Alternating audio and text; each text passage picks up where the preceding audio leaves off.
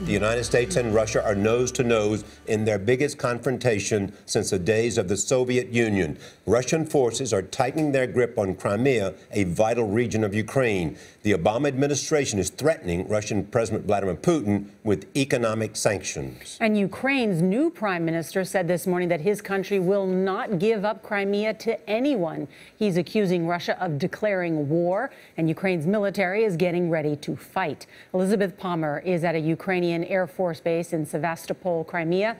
Elizabeth, good morning.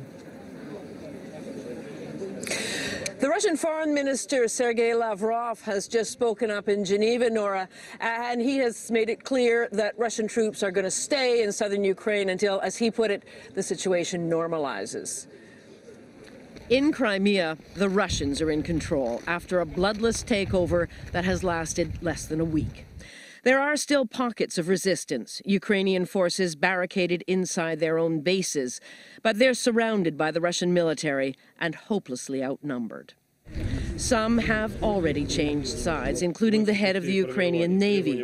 We ran into others at the Crimean border yesterday, Ukrainian troops who had hoisted the Russian flag at their barricade, and they were backed by local militia who stole our body armor and told us to turn back.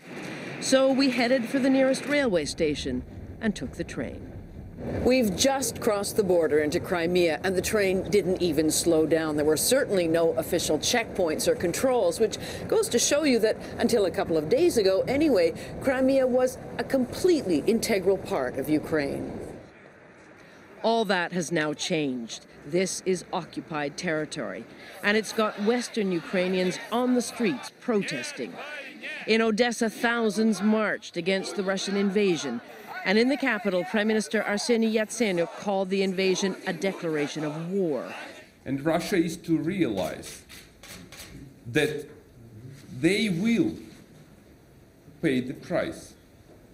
And not only Russia, but those who are today in Crimea, and they present an illegal, and I would reiterate again, an illegal power in Crimea.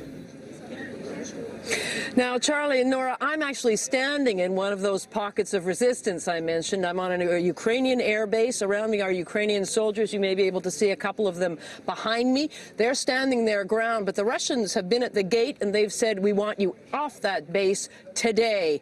Nobody knows exactly what the implied or else is. Nobody knows what's going to happen next, but it's very tense indeed. Elizabeth, thank you.